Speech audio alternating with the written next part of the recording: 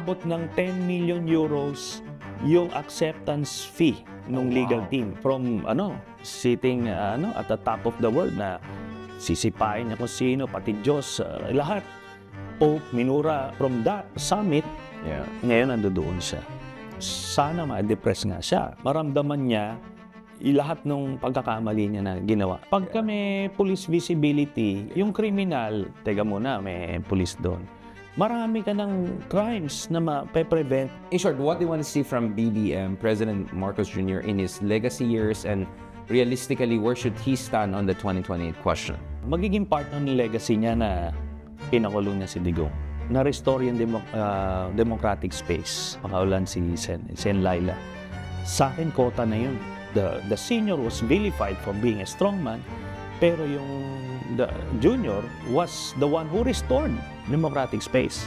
Nanalo siya noong 2022. We were expecting the worst na continuation ito ng Duterte years. But iba'y nangyari. Welcome back dito sa latest episode ng Pilipinas 360 Degrees. Kasama natin ulit si Senator Trillanes. Thank you very much, Senator. In the previous episode, of course, napag-usapan natin yung show me the money trail, basically. At saan galing, I mean, of course, without spilling the beans, yung basically, how did you connect the dots dito sa mga alleged ill-gotten wealth ng mga Duterte? Kasi parang dami ng pera eh.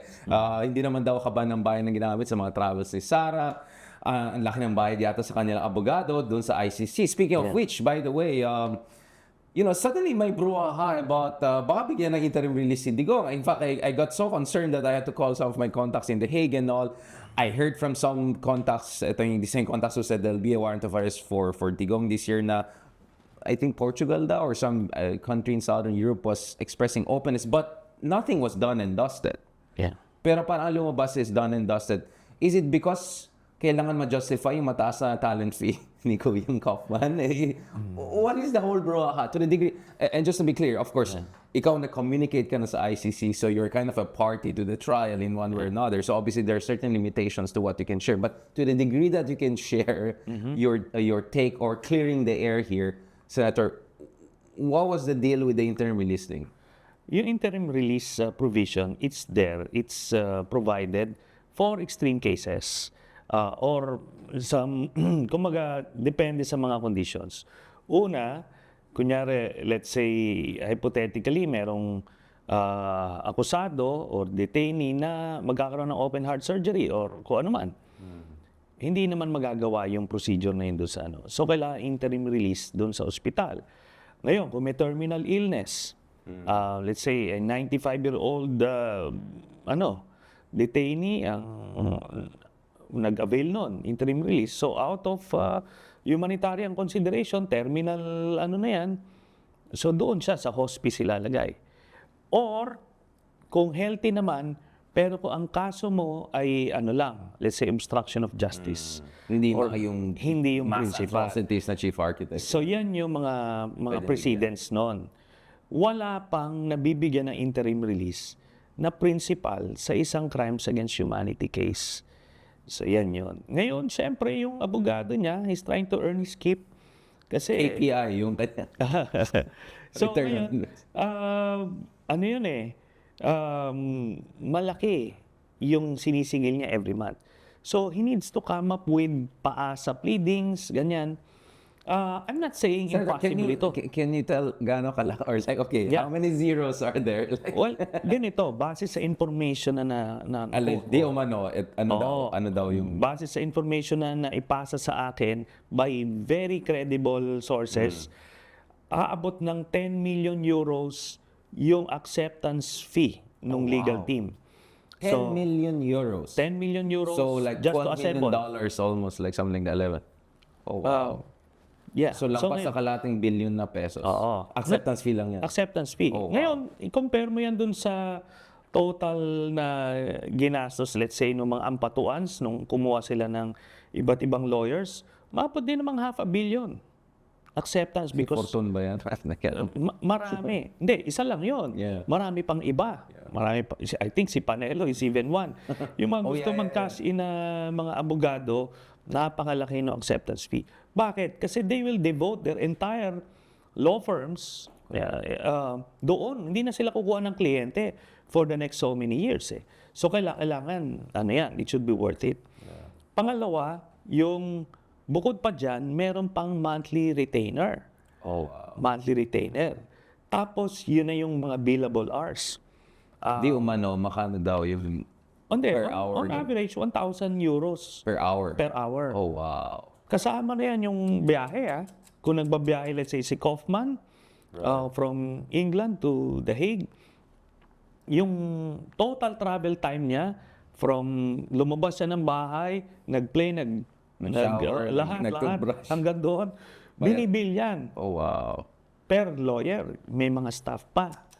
Ganon. Then yung accommodation, first class tickets. Kahit bumili na economy, pero ang ibibill, siyempre, first class. Oh. Tapos, yung accommodation, security, transportation, lahat yan.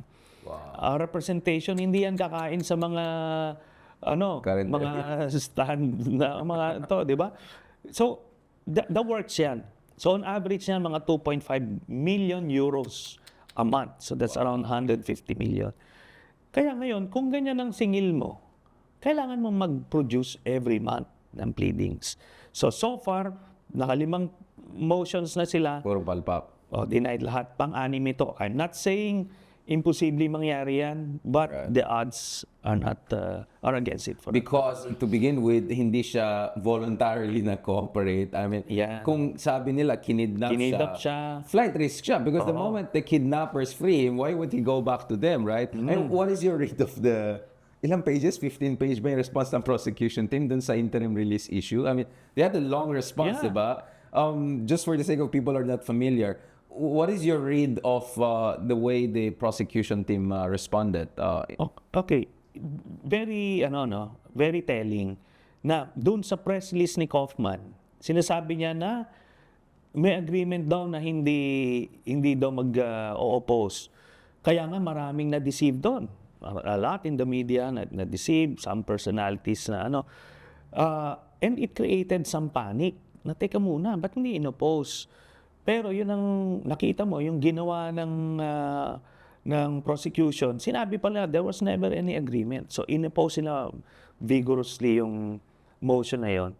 So, ano ibig sabihin nun? Part nung acceptance fee nung legal team ay yung lobby component and yung PR component. So, andyan na yan. Then, kasama na ngayon yung fake news at kung ano-ano. Kaya kailangan natin din maging vigilant dun sa information na nakakalap natin. So, yun. So, you're quite confident na mukhang malabi yung interim release. And as far as the health of the president is concerned, it's taken care of. I mean, first world ang facilities sa Hague, no? Pero baka na-depress siya kasi last time I checked when I was there dun sa labas ng detention facility, only ang makapasok is abogado and yung direct family. So that means he cannot meet a lot of people he would want to meet. I mean, this is a president who's very gregarious, to put it mildly, right? Baka naman na-depressed daw siya kaya gusto niya ng interim release para ma-meet niya yung mga ibang kaibigan niya sa buhay. I'm sure. And dapat ma-depress lang siya. No? Kasi yan na yung part ng penance eh. The penance starts not with the sentencing, but now, ano siya. Palagay ko, doon pa lang nung on the way to The Hague, nag-crash na yung mundo niya eh. Na from, sitting, at the top of the world na sisipain niya kung sino, pati Diyos, lahat. Pope, Minura, from that, summit, ngayon nandoon siya. So, sana ma-depress nga siya. Dapat, para maramdaman niya lahat ng pagkakamali niya na ginawa sa buhay niya. Well, speaking of that, Digong is just one side of the coin, no? He could be he's allegedly the mastermind dito sa budol, drug war, whatever you want to call it. But that inevitably brings us to Bato de la Rosa, Senator de la Rosa, who won with almost, more than 20 million votes. He was almost number 2 after Bongo. So siguro feeling niya ngayon, he has a fresh mandate, he's coming in strong. But that doesn't make him immune from the warrant of arrest that should logically come for him. If Digong is going to face that, he should face it just as much, right? Kasi siya yung nag-execute ng war on drugs in Digong, at least in the first year or so. Yes, and by the way, let me inject, hindi lang si Bato, Kasi si Bongo is also in play. Kasi siya yung nag-finance based doon sa mga testigo. Doon sa Quadcom hearing lumabas Oo, din to. siya yung nag-finance. So, ano sila hindi sila pwedeng, kumbaga, lahat sila Package. played an integral role in the commission of the crime. Kaya they're as guilty. At so, yan, sa nakikita natin, it may happen several months down the road pa. And again, this is very speculative, although not so, more scenario building. Yeah. Baka naman magkasabay sa hearing ni Sara and then biglang it will be about Bato, not Sara anymore. I mean, that would be a crazy situation if Bato gets his warrant of arrest, suddenly announcement, nasa gitna, dinidefend niya si Sara, yung pala siya mismo ang kailangan niya protektahan sa sarili niya. I think that scenario would be favorable for Bato. He would try to seek refuge sa Senate. So, for sure, hindi yan ang gagawin. Because you think ICC is smart to look at the logistical realities? No, not ICC per se. Kasi ICC will just request for the, Arrest. or will just issue the warrant. But those who will implement, yun. So, in the case ni Digong, he was arrested dun sa worst place na ma-arresto siya. Di ba? Kasi wala siyang kalaban-laban, wala yung mga amuyong niya. So, ando doon. Exposed siya, basically. Exposed siya, basically. Wala talaga. Di ba? It was only Medialdea who tried to intervene. Di nagapos Si tuloy. Manila, di ba sinapak ba niya sa police na may... Yun na yun. That's the worst place for him to be arrested. And yun. Ngayon, I think the law enforcers would know kung ano yung worst place for So they'll Bato try to be catch you when your pants is down, basically. Something like that. Baka habang nag-mountain trailing, habang nag-shopping, I don't know, in Singapore, ganun. Again, the reason I'm talking about is because it could happen, right? Like, because puro lahat tayo nasa focus sa impeachment, Sara, etc. But Bato is still in the mix. But by the way, maybe aside lang yan, but dun sa Article 5, dun sa impeachment complaint, there's discussion about conspiracy to commit crimes. Some people would interpret it, there are different interpretations, that pwede rin idikit yan sa tukang, sa mga alleged EJ case na nangyari sa Davao. But I don't understand that because the impeachment, articles of impeachment should be purely about her conduct as the vice president and the DepEd when she wasn't in DepEd, right? It doesn't extend beyond that. No, it should extend. Kasi ang pinag-usapan natin, fitness to hold public office. right. Kunyari, hypothetically, kung may pinatay ka na tao on the eve of your assumption as vice president, tapos lumabas yung video na yon. Ngayon, kung justices ang may hawak ng impeachment court, sasabihin nila, inadmissible kasi biyan. Kaya nga papasok yung political and policy components. Na pinag-usapan natin previous So, episode, yeah. mas may latitude, may liberality. So it could be ICC adjacent in a sense that kung i-expose ng impeachment trial yung mga alleged tukangan, that could be relevant also to the... Because some would say, shouldn't Sara be also one of the chief principals? Kasi, yes, hindi siya Bato, hindi siya nasa kabinete ni Digong, but she was in charge of the biggest city in the country. Yeah. She should be. No? And I'm sure she was part of it nung mayor siya. But excuse me, unfortunately, wala pang enough corroborating evidence para lumagpas sa threshold na yan. As far as she's concerned. Principal architect in terms of threshold to that. But nevertheless, that raises bigger questions, right? Because the ICC is about yung mga principles ang tinitignan. Could be 6 people, could be 11 people max or so, or could be just 1 or 2 persons, right? Although ang basa natin is at least half a dozen based on dun sa redacted documents na nakita natin sa ICC. But having said that, obviously, Senator, the issue of mass atrocities is about tens of thousands of unexplained deaths or deaths under investigation, to put it technically. So that means maraming sangkot dito, including non-principal people, mid-level people, which brings me to the issue of security sector reform at yung trabaho ng DOJ. So from what I understand, Secretary Remulla, outgoing DOJ Secretary Remulla, said that bukas na ang DOJ ngayon dun sa protection of the witnesses. He admitted na dinoktor yung mga documentos, including sa Davao. New PNP Chief Torre also mentioned yung mga kababalakan na nakita niya when he was based in Davao as a PNP chief. What should be the next step in terms of dealing with the other layer, the next layer of the drug war, yung budol war na yan, yung mga ibang officers na involved, at yung libo-libong sa ating mga kababayan na namatay under suspicious circumstances? What should be done there? Ang na-mention mo nga yung security sector reform. Yeah. So importante diyan yung accountability mechanisms. Hindi naman pwedeng yung let's say yung mga nagkalabit nung 6,000 na deaths during police operations. Ando doon pa rin sila eh. Hindi man pwedeng gano'n na lang yon. Kahit sabihin mong, hindi, inutos sa akin. Yeah. Teka, you're supposed to know what's a legal order or not. But they did it anyway. Dapat may consequence yun. Di ba? Kasi, ano na yan eh. Biruin mo yung nagnakaw ng let's say, isang saging, ikukulong mo. Yeah. Ikaw yung police, pero ikaw, meron kang binaril na inosenteng tao, parang hindi naman yata yun, napatas na setup yun. So, kailangan nilang managot. So, actually, documented lahat eh. Sinubmit nila yung 6,000 officers and non-commissioned officers na involved dun sa operations na yun. Mahabang proseso lang nga. But, kailangan gawin yon para yung susunod na generations of policemen, mag-iisip na kayo. Kunyari, someday may presidente dumating na ganyan, ulit. God forbid. Oh, God forbid. Gagawin ulit yung war on drugs 4.0 kung ano man.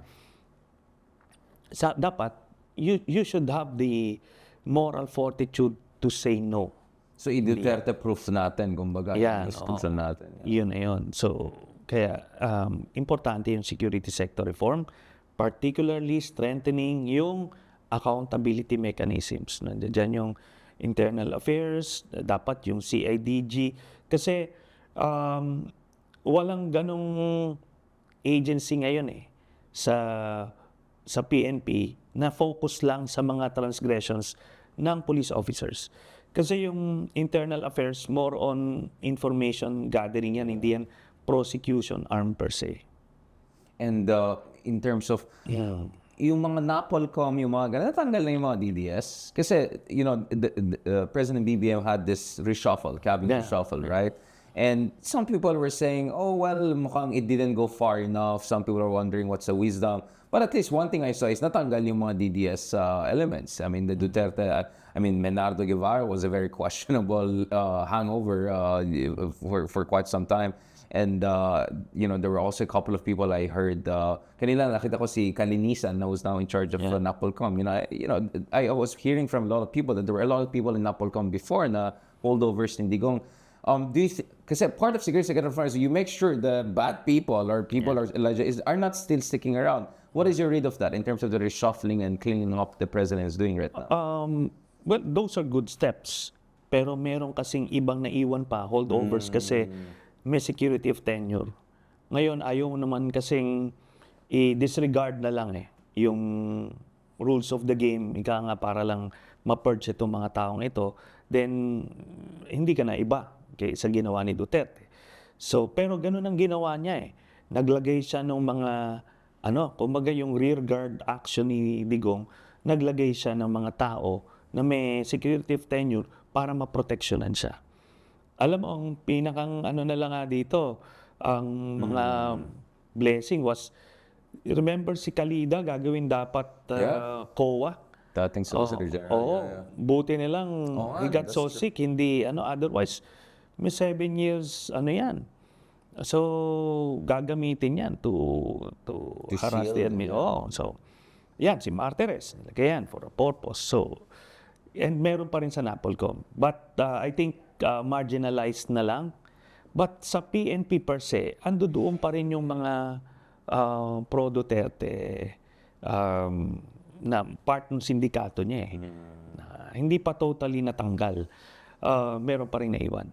Which brings me to General Torre. I mean, I'm not saying this because we're friends, but to be honest, Senator Trillanes, I mean, everyone talks about T3, yung Tulfo 3 na hindi nangyari. Good morning kay Sir Ben Tulfo. T2 nangyari. But the other T2 I talk about is yung dalawang matapang. One is Trillanes, one is Torre. I mean, fairness to General Torre. I know maraming hingit sa kanya. I mean, we all know. Like, pinapaganan pa siya ng may ibang cabinet members. I don't want to talk about it. But in fairness to the guy, right? I mean, for him to go to the Commission on Human Rights and say, boss namin ang Commission on Human Rights issues, based on my own interviews and discussions with him, the risk he took, personal risk he took, operational risk he took with Quiboloy, with Digong. Of course, there are many people involved. We know that. And, you know, but nevertheless, siya yung mukha ng a more accountable, rule of law-based Philippines. First of all, what do you feel about General Torre now appointed as PNP chief? Because for a lot of us, that would have been the important indicator of what this administration wants in terms of accountability and rule of law. But also in terms of what do you think are challenges ahead for him and your advice probably for him? Let me just start by saying napakaswerte ng Pilipinas na merong General Torre Right. at this time sa Philippine National Police. Kasi alam mong meron siyang moral compass, no? It's working properly. Alam niya yung tama na gawin. Alam niya yung duty sa kanyang bansa at may balls to back it up. Minsan kasi even I know of AFP and PNP officers, alam naman nila yung tamang gawin. Pero hindi lang ginagawa kasi they didn't have the balls to back it up. So, yun. Yan yung si General Torre. And makita mo, hindi lang ito as PNP officers. You can imagine if you have a PNP chief, third senator in the person of General Torre, siguro naman At the very least, at the very least, at least maano niya yung was this image ng ni Bato na, di ba? At least ma-neutralize niya. Lacson, Bato, You need to have a General Torre in public service, not only as a... Para yung dangal ng PNP ay ibabalik, So, ano siya, very fortunate ang Pilipinas. And what do you think should be his priorities? I mean, we'll have him on this show soon. But from your perspective, ano yung mga dapat? Hanggang 2027 pa yata siya, di ba? Sa pagkaalam ko. Anyway, he has a year or two at least. Ano sa tingin niyo yung mga priorities in the coming years? Aside from yung mga operational issues, if ever, may warrant of arrest kay Bato or whatever. Maraming kailangang ayusin. Hindi enviable yung kanyang position. Like si Bantag is still at large, a couple of other high-profile people. So, pero bukod dyan, kailangan yung structural changes yung mangyari. Yung orientation ng kapulisan. Marami ng ano yan, nag-change ng pananaw. But marami pang pwedeng gawin.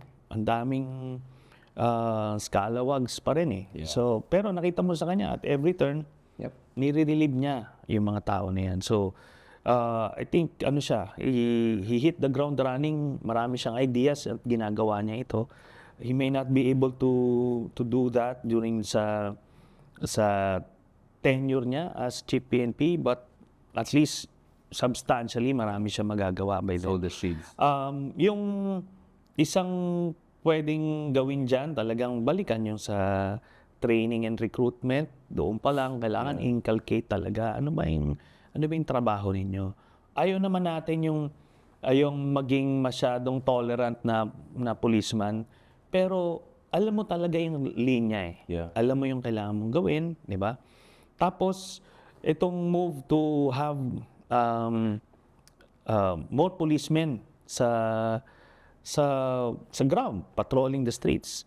Alam mo yung sinasabi ni Sara CCTV na lang. hindi pwede yun. Kasi deterrent nga Iba yung pagka may police visibility, yung criminal, teka muna, may police doon. marami ka ng crimes na ma-prevent just for Just the having a presence, policeman yeah. standing there. Maaaring sasabihin, wala namang ginagawa itong mga, wala. Pero yung impact niyan sa mga kriminal malaki. Psychological. Tapos yung response time, kasi kung meron ka sa ilang kanto, di mas mabilis yung response time. So magandang approach yun. And dito mo makikita na si Sara talagang makakontra lang, yung may masabi lang. Pero medyo sablay din yung the way like she was trying to explain Sablay nga Sobrang sablay. Makakontra lang siya kay General Torre kasi si General Torre yung gumapos sa tatay niya Kaya parang lahat ng gagawin nito mali. So, doon mo makita. Tapos ganun yung mindset niya. She was trying to explain it. Imagine mo, kung presidente to ng Pilipinas, tapos ganun ka sablay. May problema talaga. and parang naging depends ka dahil minsan parang ano ulit ang sinabi like hindi ko na gets like she's not even like at least hindi go I mean I'm not saying redeeming it but at least hindi ko medyo nakakatawa medyo spontaneous he could get the message ito hindi talaga how did she even become a national level politician which I think is unfortunately a reflection of malaking pa tayo dun sa mga kailangan natin puntahan, diba? It's because of na-cultivate nila yung cult following na anybody na may ganong apelyido parang automatic na yun. Yung Rodrigo Roa II, mukhang the other day, nagsiscript lang siya doon sa ng Davao, di ba? Mali-mali pa. Kaya, bati yung hammer yata. Igay mo yung hammer, mga kalagay sa script, tapos pumunta yung staff. Sir, ito po. Like, oh my God. Like, and Davao is one of the most progressive, advanced cities in the country. Ayoko rin mga persona non grata. So, all respect and love for Davao City. But, we deserve better than that, Senator. The reason I'm talking about this is because this is the last part of our discussion.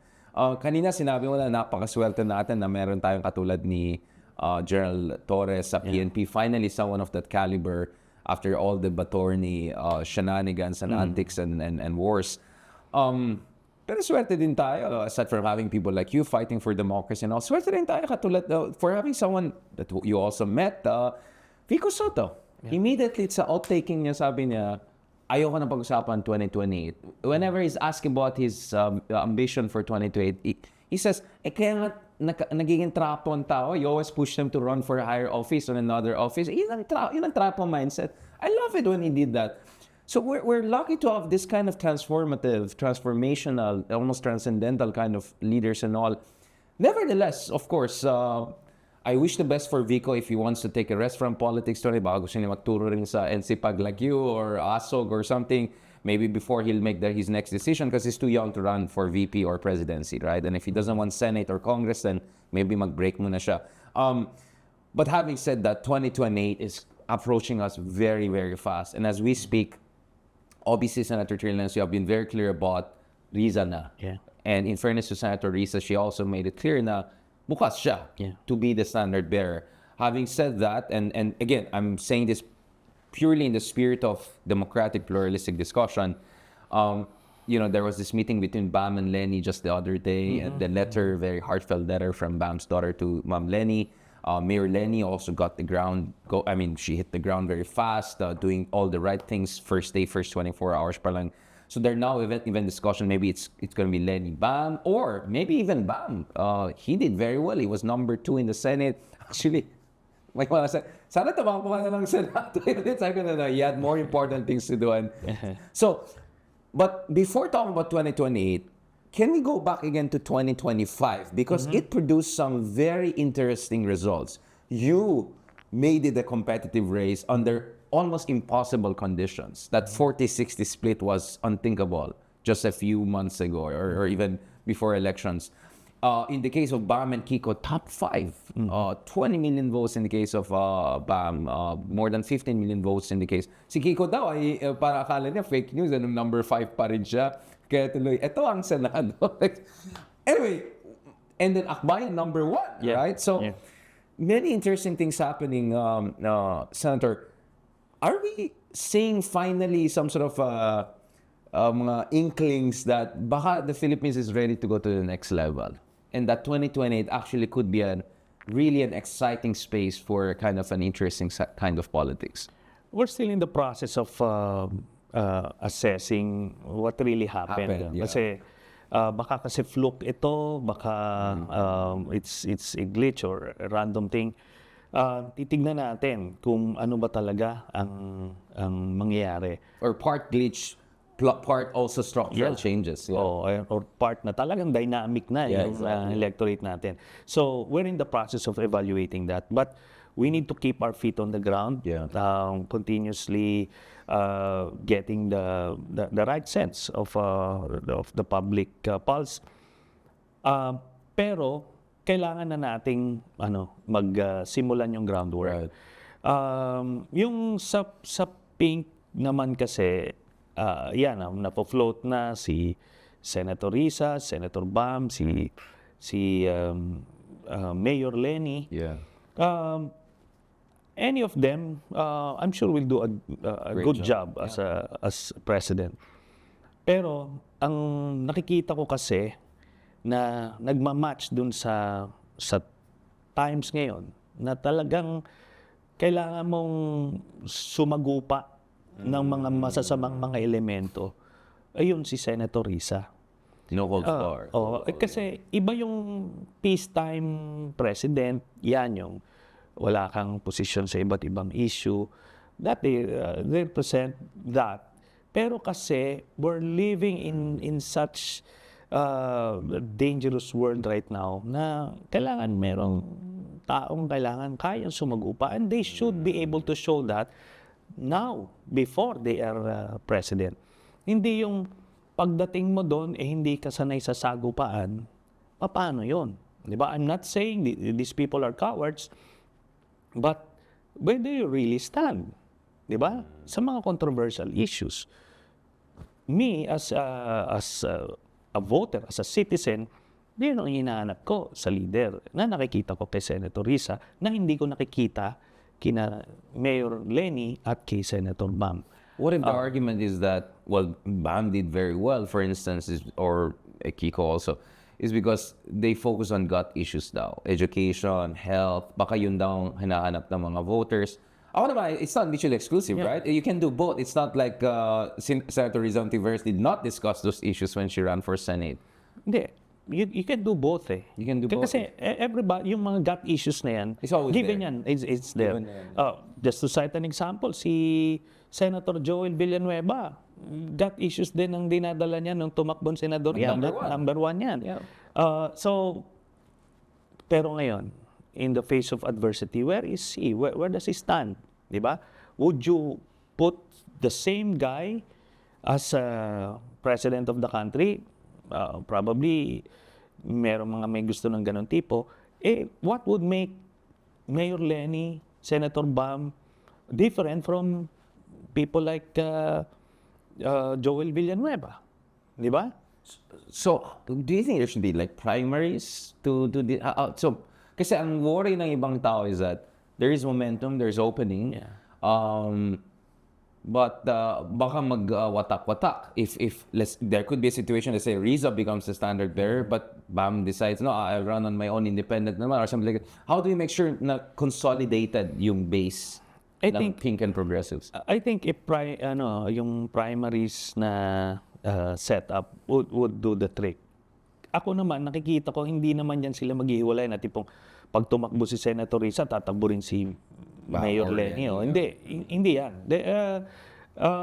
Magkakausap-usap yan na itong tatakbo. Pero ako, ipupush ko yung primaries. Pag-usapan niyo yung mga issue. Kasi, teka, di ba, remember, we were vilified nung kinall out si On the Sarah meeting. Sarah meeting. Toxic masculinity daw tayo. Di ba, ngayon, fast forward to where we are now, hindi ba tama naman yon? Ngayon, pero may gano'n na rin siyang cult followers na wala na siyang gagawing mali. Hindi. Dapat No one is above criticism. Ngayon, pero sa kanya, in the first place, why did you allow yourself to be placed in that situation na maka-call out ka? So it shows poor judgment. Yung pag-praise niya kay Marcoleta, Senator Marcoleta. it's a practical endorsement. No matter what they say, binigyan niya ng kumbaga, parang in-endorse niya sa mga cult followers niya. That's poor judgment. Kasi 'di ba, namimili na nga tayo ng mga tas pupunta ka doon. So, it's unfortunate. You're gonna put us in trouble again. Mababasa naman tayo dalawa. No, but I really was not interested in going back to that. But this is what I love about you, Sonny, is yung tapang ganun, di ba? You know me, I love people like Alexei Navalny type. Yun yung mga idol ko eh. So, I always saw you as our own version of that. So, thank you so much for that. Just isang huli lang. We have a president, by the way, President BBM. Because he's a very non-confrontational, he's very much focused on statesmanship and policies and all. Minsan feeling ko hindi masyadong binabigyan ng pansin yung mga ginagawa ni President BBM. But in fairness kay President BBM, I think he really wants to restore a sense of statesmanship and policy, discipline and all. No one is perfect. Obviously, we can criticize this administration naman in levels. But having said that, what do you want to see from BBM in the legacy years he has? Malapit na yung next SONA niya, and I think this will be the most crucial SONA to set the tone for his final years. And importantly, what should be his calculus for 2028? Because wala naman siyang manok on his own, right? It's not like Sandro will run or like I don't think someone close him. In short, what do you want to see from BBM, President Marcos Jr. in his legacy years, and realistically, where should he stand on the 2028 question? Dun sa legacy niya, well, unang-una, magiging part ng legacy niya na pinakulong niya si Digong. And there could be more. Oo. Yeah. Na-restore yung democratic space. Diba? Napakaulan si Sen Laila. Sa akin, kota na yun eh. Malaking bagay yun. Kasi, remember, nung nanalo siya nung 2022, we were expecting the worst na continuation ito ng Duterte years. Yeah. But, iba yung nangyari. So, practically, parehas nga sila ng polisiya ni Pinoy eh. Di ba? Sa West Philippine Sea. So, lahat-lahat. Kaya, ako, pananaw ko, hindi naman ako purist or never Marcos type. Na-appreciate ko yon objectively kasi these were the things that we fought for. O, di nakikita ko yon. Yung iba lang kasi, they cannot see past the surname eh. And that's a problem. Or separate the senior from the junior. Yes. So, dapat maiwalay mo. And yun nga ang irony dito. The senior was vilified for being a strongman, pero the junior was the one who restored democratic space. Di ba? So, that alone is a legacy na parang nabago, gumanda yung imahe ng Marcos. Doon sa second part, I would like to see him focus on the economy. Right. Ma-fulfill niya yung kahit mapababa niya yung presyo na yung presyo kasi ng bigas, emblematic yun eh ng economic problems natin na while regardless of the GDP na growth, hindi naman siya nagti-trickle down sa pero yung pagbaba ng presyo ng bigas, it shows yung empathy doon sa mga naiiwan. At so you want more of the pilot projects na nakita natin sa Visayas earlier this year, yung 20 pesos kada kilo. So kung ma-spread yan across the country, kahit na subsidized, gawin para lang makaabot sa taong bayan yung biyaya ng demokrasya natin. Iyon. Well, thank you for that because actually our previous episode was with Secretary Kiko Laurel. So we discussed that issue and he was saying, please give me a bit more time, konting patience lang, we're moving in that direction. And also tinutulungan daw yung mga magsasaka in terms of finance, infrastructure. And how important do you think is also the infrastructure issue? Kasi I remember during Pinoy's time, ang dami nagalit sa admin niya because of the traffic situation. Na ginamit ni Digong yan. Di ba sabi ni Digong, hindi lang niya, obviously budol, diba? Sabi niya, wala ng krimen. Pero isa pang sinabi niya, mawala ng traffic, ayusin niya yung traffic. And then after 1 year, minumura niya na yung traffic sa... Do you think it matters for President BBM to also oversee some major projects? Because I think the subway project, the first stations will come up before he steps down, right? So do you think those things are also important in terms of setting the tone, the Philippines rising, fixing our infrastructure? I believe so. Ito naman mga long-term projects ito eh. Yung may MRT na hanggang sa San Jose del Monte, marami. So, yung mga Pinoy, hindi naman nila makikita kaagad na maralasap yan. But yes, yung mga infrastructure projects, I think that the Marcos Sr. was known for that, and mukhang meron siyang in-store din na ganito. I think magkakaroon Marcos Sr. had 21 years, but this guy, Marcos Sr. had 21 years. This one has 6 years 6 only. years. So, mayroon din yata siyang plano ng mga major infrastructure projects, mga legacy projects para matatandaan in the future. So, maganda yun. Basta, ito lang, ang problema kasi dito, while he's doing that, may gustong magpatalsik sa kanya. So that's a challenge really sa isang administrasyon. And pinakahuling point actually, as for 2028, do you think a kind of a, I don't want to call it unity, but some sort of a coalition, anti-Duterte coalition, pro-Philippines coalition, do you think that's naturally the way forward to make sure hindi makabalik ang mga Dutertes? I think that should be the way forward. Kasi yung mga pinks, we have to, alam mo yung karamihan dyan, they posture na inclusive sila, and yet gusto exclusive na ganito. Cancel culture. Cancel. Yeah. Hindi.